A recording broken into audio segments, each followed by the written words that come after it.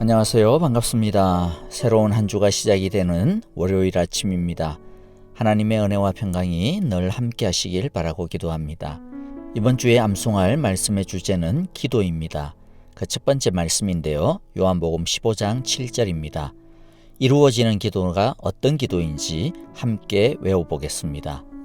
요한복음 15장 7절 말씀, 너희가 내 안에 거하고 내 말이 너희 안에 거하면 무엇이든지 원하는 대로 구하라. 그리하면 이루리라. 세 번역으로 외워보겠습니다. 요한복음 15장 7절 말씀, 너희가 내 안에 머물러 있고 내 말이 너희 안에 머물러 있으면 너희가 무엇을 구하든지 다 그대로 이루어질 것이다. 아멘. 함께 찬양을 드리겠는데요. 전능하신 나의 주 하나님은 우리 함께 찬양하겠습니다. 주의 말씀 의지하여 깊은 곳에 그물을 던지는 한 주간이 되기를 바랍니다. 함께 찬양 드리겠습니다.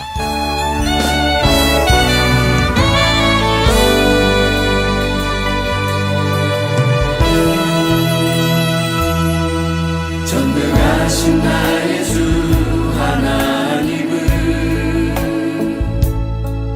능치 못하실 일 전혀 없네. 우리의 모든 간구도 우리의 모든 생각도 우리의 모든 꿈과 모든 소망도 신실하신 나의 주 하나님은 우리의 모든 괴로움 바꿀 수 있네. 불가능한 일 행하시고 죽은 자를 일으키시니 그를 이길 자 아무도 없네. 주의 말씀을 의지하여 깊은 곳에 그물 던져 오늘 그가 놀라운 일을 이루시는 것 보라. 주의 말씀 의지하여 믿음으로 그물 던져 믿는 자에게 능치 못함 없네.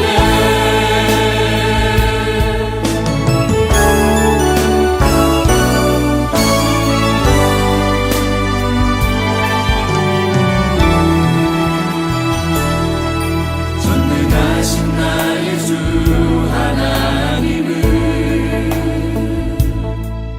능치 못하실 일 전혀 없네. 우리의 모든 간구도 우리의 모든 생각도 우리의 모든 꿈과 모든 소망도 신실하신 나의 주 하나님은 우리의 모든 괴로움 바꿀 수 있네. 불가능한 일 행하시고 죽은 자를 일으키시니 그를 이길 자 아무도 없네. 주의 말씀 의지하여 깊은 곳에 그물 던져 오늘 그가 놀라운 일을 이루시는 것 보라. 주의 말씀 의지하여 믿음으로 그물 던져 믿는 자에게 능치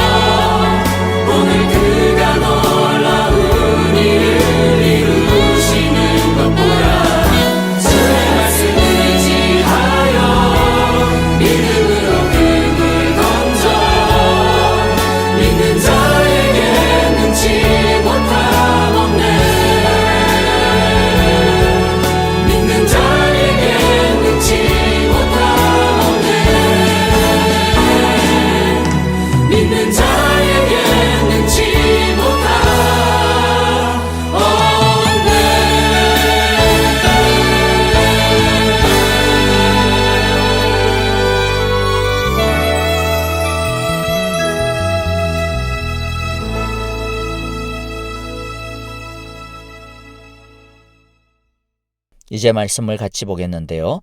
로마서 6장 1절부터 11절입니다. 1절을 제가 먼저 읽겠습니다. 우리가 무엇이라고 말을 해야 하겠습니까? 은혜를 더하게 하려고 여전히 죄 가운데 머물러 있어야 하겠습니까?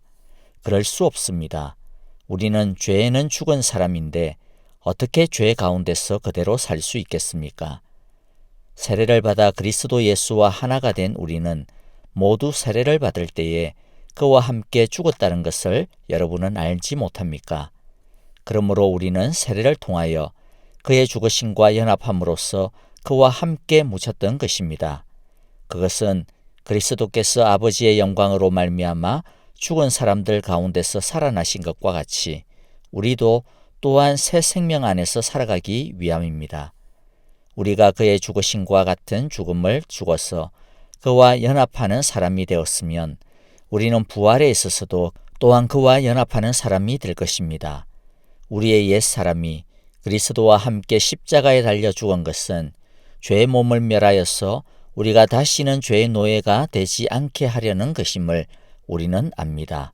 죽은 사람은 이미 죄의 세력에서 해방되었습니다. 우리가 그리스도와 함께 죽었으면 그와 함께 우리도 또한 살아날 것임을 믿습니다.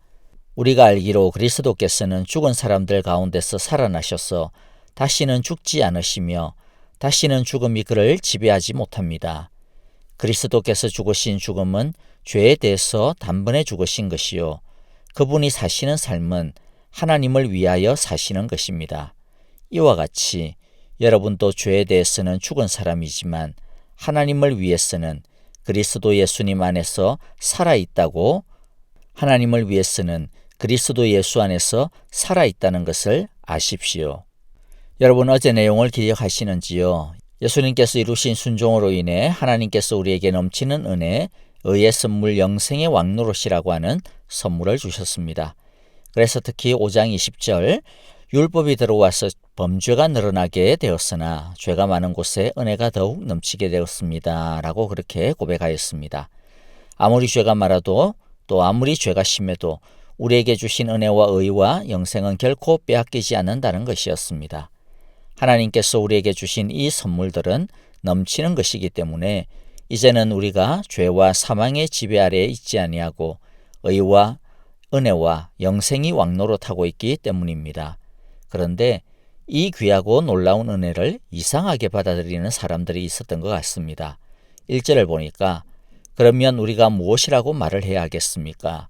은혜를 더하게 하려고 여전히 죄 가운데 머물러 있어야 하겠습니까? 하고 말씀하고 있는데요. 이것을 풀어보면 이런 태도를 보이고 있었던 사람들이 있다라는 것이죠. 와, 이제 내가 아무리 심하고 큰 죄를 지어도 은혜와 의와 영생을 빼앗기지 않는다고? 그리고 죄 짓고 회개하면 괜찮다고? 그렇다면 이제 내 맘대로 살아도 되겠구나. 그래도 천국 가는 티켓은 따놨으니까 내 맘대로 살고 적당한 때에 그냥 한 번씩 회개하면 되겠구나. 여러분, 넘치는 은혜가 방종의 근거가 되어버리는 희한한 일이 생긴 것입니다. 어쩌면 오늘날에도요, 간혹 뻔뻔스러운 그리스도인들을 보게 됩니다. 이제 천국행 티켓은 확실하게 손에 쥐었으니까 내 맘대로 살다가 나중에 하나님한테 I'm sorry, 그냥 한 번만 말하면 땡이다 이렇게 생각하는 사람들이 있더란 말이죠. 심지어는 죄를 짓고도 눈 하나 깜빡하지 않는 사람들도 있습니다. 뭐라고 말하느냐면 목사님, 저는 마음이 편안합니다. 왜냐하면 나의 죄는 다 용서받은 줄 나는 확신하기 때문입니다. 자기가 지은 죄 때문에 피해자는 지금 피눈물을 흘리고 생활을 제대로 할 수 없을 정도로 피폐해져 있는데 이 가해자는 뻔뻔스럽게도 하나님의 넘치는 은혜와 영생을 믿고서 예수님이 자기의 죄를 위해 죽으셨다라고 하는 것을 자기는 믿으니까 하나님이 자신의 죄를 다 용서해 주실 것이라고 자기는 평안하다라고 그렇게 말하고 있는 것이죠. 여러분, 이것이 정상적인 모습일까요? 정말로 이래도 되는 것일까요? 이것이 성경적일까요? 여기에 대해 사도 바울은 단호하게 선을 긋습니다. 2절에 보니까 그럴 수 없습니다. never라는 것이죠. 절대로 그럴 수 없습니다. 그건 말도 안 됩니다. 라는 뜻입니다. 왜냐하면 우리는 이미 죄에 대하여 죽은 사람인데 어떻게 죄 가운데 그대로 살 수 있겠습니까? 한마디로 말해서 예수님 믿는다고 하면서 절대로 저렇게 살 수는 없다라는 말입니다. 그런 믿음은 있을 수도 없다라는 뜻입니다. 방종과 믿음은 절대로 양립할 수 없다는 것입니다. 왜입니까? 왜냐하면 우리는 이미 죄에 대하여 죽은 사람이기 때문입니다. 그런데 어떻게 죄 가운데서 아무렇지도 않고 심지어 뻔뻔스럽게 살 수 있느냐는 것이죠. 불가능하다는 것입니다. 그러면 이미 죄에 대하여 죽었다라고 하는 뜻이 무엇일까요?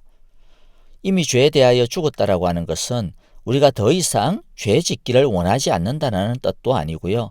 더 이상 죄를 지어서는 안 된다는 뜻도 아니고 죄가 우리 속에서 서서히 약해질 것이라고 하는 뜻도 아닙니다. 또 죄를 버렸다라고 하는 뜻도 아니고 우리의 죄가 그리스도 안에서 이미 용서받았기 때문에 더 이상 우리를 정죄할 수 없다라고 하는 뜻도 아닙니다.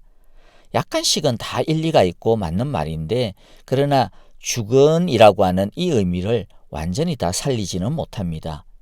죄에 대하여 그러면 이미 죽었다라고 하는 이 말은 무엇일까요? 이것은 우리가 그리스도인이 되는 순간 우리에 대한 죄의 지배력이 상실되었음을, 없어졌음을 말합니다. 죄의 지배, 죄의 세력 아래서 더 이상 우리가 있지 않다라고 하는 뜻입니다. 두 가지 의미인데요. 하나는 죄값이 다 처리가 되었기 때문에 이제는 죄가 우리에 대한 권리를 행사할 수 없다라는 것입니다. 우리에 대한 죄의 권리는 끝났습니다. 이제 죽음과 심판은 없는 것입니다. 또 실제적으로 죄의 힘이 예전과 같지 않다라고 하는 뜻입니다. 이전에는 죄로 물든 욕망을 죄로 알지 못할 만큼 우리는 죄의 지배 아래에 있었습니다. 설령 그 욕망이 죄라는 것을 알았다 하더라도 그것에 저항할 수 없었습니다. 왜냐하면 죄가 완전히 우리를 지배하고 있기 때문이었습니다. 그러나 이제는 비록 죄가 여전히 영향력을 우리에게 끼치고는 있지만 이제 더 이상 죄가 예전처럼 우리를 지배하지는 못합니다. 그리고 이제 우리는 우리 안에 심겨진 예수님의 의의 생명력을 가지고 죄에 대항할 수 있고 저항할 수 있게 되었습니다. 우리가 죄에 대하여 죽었다고 해서 더 이상 우리가 죄를 짓지 않게 되었다라고 하는 말은 아닙니다. 죄는 여전히 살아있고 힘이 있습니다. 하지만 더 이상 죄는 우리를 빼앗지 못합니다. 우리 안에 있는 영생을 빼앗지 못합니다. 우리의 소속이 달라졌기 때문입니다. 죄가 우리를 괴롭힐 수는 있고 상처를 입힐 수는 있겠지만 우리를 지배할 수 없는 것입니다. 예를 들어 보면 이그런 것이죠. 옛날 한국전쟁 때 인천 상륙작전으로 인해 가지고 남한으로 막 밀려 내려왔던 쳐들어왔던 북한군 중에 일부가 후퇴를 하지 못하고 길이 가로막혀 가지고 지리산 자락 험준한 곳에서 도망을 다니던 때가 있었습니다. 그런 사람들을 빨치산이라고 불렀는데요. 이 빨치산이 활동을 한 적이 있어요. 때로는 그 세력이 강해가지고 소위 해방구라고 하는 것을 선포를 하고 양민들을 엄청나게 괴롭히기도 했습니다. 마치 남한인데 북한인 것처럼 그렇게 그들이 마치 통치하는 것처럼 활동을 했어요. 그 빨치산은 남한 정부에 많은 혼란과 불안과 공포를 가져다 주기는 했습니다. 하지만 사실 빨치산은 남한을 지배할 수는 없었습니다. 나중에는 또 심지어 결국 완전히 일망타진되었습니다. 이것이 지금 그리스도인의 죄에 대해 죽은 상태와 비슷합니다. 죄의 영향력은 아직 남아있어가지고 우리를 괴롭히고 심지어 우리를 좌지우지할 정도로 우리를 죄의 구렁텅이에다가 빠뜨리기도 합니다. 그러나 죄는 더 이상 우리를 지배할 권리가 없습니다. 우리는 죄가 아니라 의와 생명이 우리의 왕노릇 하시는 것이기 때문입니다. 우리의 나라는 죄가 아니라 예수님이기 때문입니다. 그리고 나중에 죄와 악은 완전히 영원히 심판을 받게 될 것입니다. 자, 이제 그러면 어떻게 우리가 죄에 대하여 죽었을까? 어떻게 죄는 죽게 되었을까라고 하는 것을 설명해 주고 있는데요. 3절부터 5절입니다. 이것은 우리의 죄를 이미 죽인 방법이기도 하고 또 동시에 지금도 우리를 공격하고 괴롭히는 죄를 우리가 죽여버릴 수 있는 방법이기도 합니다. 바울은 세례를 사용하여 설명을 하는데요. 오늘날 침례를 생각해야 됩니다. 침례는 먼저 물속에 푹 잠깁니다. 이것은 이전의 자아의 죽음을 뜻합니다. 그리고 물 밖으로 올라옵니다. 이것은 다시 살아남을 의미합니다. 바울은 이 세례의 의미를 예수님과의 연합으로 연결을 시켜줍니다. 즉 예수님의 죽으심에 우리가 연합하여 우리가 죄에 대하여 죽었고 예수님의 부활하심에 우리가 연합하여 우리가 의에 대하여 살아났다라는 것입니다. 그래서 새로운 삶을 살게 되었다라는 것이죠. 즉 죄를 우리가 죽인 것이 아닙니다. 우리는 죄를 못 죽입니다. 누가 죽였습니까? 예수님께서 죽였습니다. 예수님께서 십자가에서 죄값을 지불하시고 또 부활하심으로 죄를 해결하신 것입니다. 우리에 대한 죄의 지배력을 빼앗아 버리신 것입니다. 우리는 예수님을 믿음으로 예수님과 연합하게 되었고 그로 인해 예수님의 십자가의 죽음이 우리의 죽음이 되고 예수님의 부활이 우리의 부활이 된 것입니다. 그래서 4절에 보니까 그러므로 우리는 세례를 통하여 그의 죽으심과 연합함으로써 그와 함께 묻혔던 것입니다. 그것은 그리스도께서 아버지의 영광으로 말미암아 죽은 사람들 가운데서 살아나신 것과 같이 우리도 또한 새 생명 안에서 살아가기 위함입니다. 그러므로 우리가 예수님과 연합한 것을 안다면 새로운 삶을 산다는 것도 알게 되고요. 더 이상은 죄의 지배를 받지 않고 그래서 1절과 같은 이상한 질문을 더 이상 하지 않게 될 것이라는 거죠. 사도 바울은 이제 계속해서 우리가 예수님과 함께 죽고 예수님과 함께 살아난 이 연합에 대한 의미들을 좀 더 설명을 붙입니다. 6절에 보니까 우리의 옛사람이 그리스도와 함께 십자가에 달려 죽은 것은 죄의 몸을 멸하여서 우리가 다시는 죄의 노예가 되지 않게 하려는 것임을 우리는 압니다. 옛사람이라고 하는 것은 이전에 불신앙 가운데 있었던 우리의 모습입니다. 즉 예수님 믿지 않고 있던 우리의 모습, 그것이 바로 옛사람입니다. 하나님을 향해 무관심하고 적대적이었던 불신앙의 옛사람은 이제 죽었습니다. 이제 그리스도인으로서 새 사람인 우리는 하나님을 찾고 추구하며 사랑하고 하나님의 나라와 그의 말씀과 법과 길을 갈망하는 새로운 길을 걸어가고 있습니다. 옛사람이 예수님과 함께 죽음으로 인하여서 죄의 몸, 즉 죄의 지배를 받고 있는 우리도 죽었습니다. 더 이상 죄가 우리를 지배하지 못합니다. 우리는 더 이상 죄에 휘둘리는 삶을 살지 않게 되었습니다.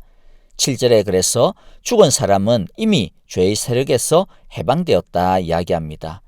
죽은 사람, 죽었다라고 하는 것은 이미 죄값을 다 지불했다라고 하는 뜻입니다. 그래서 죄에 대하여 죽은 것이죠. 죄의 삭은 사망인데 형벌은 죽음인데 예수님께서 죽으심으로 모든 죄값을 다 지불하신 것입니다. 우리가 비록 죽은 것은 아니지만 우리가 예수님과 연합함으로써 예수님의 죽음이 우리의 죽음이 되었고 그러므로 우리의 죄값이 다 지불된 것이죠. 따라서 더 이상 죄는 우리에 대한 권리가 상실되었고 죄의 세력에서 해방된 것입니다. 죄에 대하여 우리가 죽은 것입니다. 죄의 세력에서 해방되었다라고 하는 말은 우리가 더 이상 죄책을 지지 아니하고 죄의 형벌을 받지 않는다라고 하는 동시에 죄에 휘둘리지 않게 되었고 죄에 저항하고 대항할 수 있게 되었다라는 것이죠. 이것이 새 생명입니다. 그리고 이것이 죄에 대하여 죽은 것이고 이것이 죄가 우리에 대하여 죽은 것입니다. 8절 9절에서는 우리가 예수님의 부활과 연합하여 살아날 것에 대해 설명을 하는데요. 8절에 보니까 우리가 그리스도와 함께 죽었으면 그와 함께 우리도 또한 살아날 것임을 믿습니다. 자, 우리도 예수님처럼 부활할 것입니다. 살아날 것입니다. 그런데 이 부활이라고 하는 것은요, 그냥 단순히 죽었다가 살아나는 정도가 아닙니다. 이 부활의 의미가 무엇이냐면 죄를 이겼다라고 하는 뜻입니다. 우리가 죄를 완전히 극복한 것을 뜻합니다. 9절에 보니까 우리가 알기로 그리스도께서는 죽은 사람들 가운데서 살아나셔서 다시는 죽지 않으시며 다시는 죽음이 그를 지배하지 못합니다. 죽음이 예수님을 지배하지 못한다고 했습니다. 죽음이 예수님을 지배하지 못하듯이 예수님 안에서 연합된 우리도 건드릴 수가 없습니다. 우리는 결국 완전히 영원히 승리할 것입니다. 예수님의 부활과 연합함으로 우리는 예수님이 거두신 승리에 동참하게 된 것입니다. 그러므로 죄가 아무리 힘이 있고 우리를 괴롭힐 수 있을지라도 죄는 절대로 우리를 이길 수 없습니다. 왜냐하면 죄는 이미 패배했기 때문입니다. 예수님이 이미 승리했기 때문입니다. 그리고 예수님의 승리가 우리의 승리이기 때문입니다. 10절 11절을 통해 바울은 예수님을 통해 얻은 구원의 의미를 다시 한 번 더 명확하게 정리해주고 있습니다. 읽어보면요. 그리스도께서 죽으신 죽음은 죄에 대하여 단번에 죽으신 것이요. 그분이 살아나시는 삶은 하나님을 위하여 사시는 것입니다.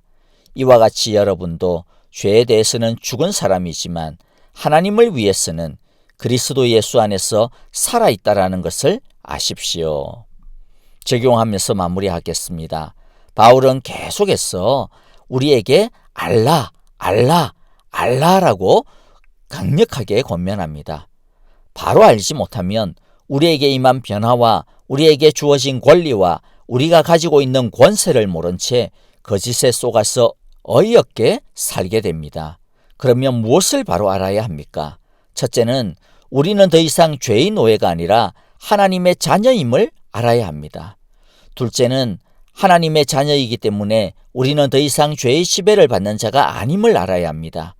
죄의 영향력은 강하지만은 그러나 죄는 더 이상 우리의 주인이 아닙니다. 셋째는 하나님의 자녀이기 때문에 죄와 맞설 수 있는 능력이 있습니다. 꽤 잘 싸울 수 있고요. 싸우는 것이 점차 익숙해지면 죄를 상당히 제압할 수 있습니다. 사탄의 가장 강력한 무기가 무엇이냐면 거짓말입니다. 어떤 거짓말입니까? 너는 구원을 받았지만 너는 나를 이길 수 없어. 죄를 이길 수 없어. 죄를 짓는 것은 당연한 거야. 이것이 사탄의 가장 강력한 대륙간 탄도탄입니다. 여러분, 쏘시면 안 됩니다. 오히려 죄는 더 이상 우리를 지배할 수 없습니다. 우리는 죄에 대하여 죽었고 의에 대하여 살아있는 사람들입니다. 이 사실을 항상 확실히 아시기 바랍니다. 우리 모두 이 사실을 굳건히 붙들고 이번 한 주간도 의에 대하여서 살아가는 귀하고 아름다운 주님의 자녀들이 되시기를 주님의 이름으로 축복합니다. 주님의 기도를 드리겠습니다. 하늘에 계신 우리 아버지, 아버지의 이름을 거룩하게 하시며 아버지의 나라가 오게 하시며 아버지의 뜻이 하늘에서와 같이 땅에서도 이루어지게 하소서. 오늘 우리에게 일용할 양식을 주시고 우리가 우리에게 잘못한 사람을 용서하여 준 것 같이 우리 죄를 용서하여 주시고 우리를 시험에 빠지지 않게 하시고 악에서 구하소서. 나라와 권능과 영광이 영원히 아버지의 것입니다. 아멘. 우리 찬양과 더불어 기도하겠습니다. 죄에 대하여 이미 죽은 사람처럼 살게 하소서. 의를 위하여 살아가게 하소서라고 기도합시다.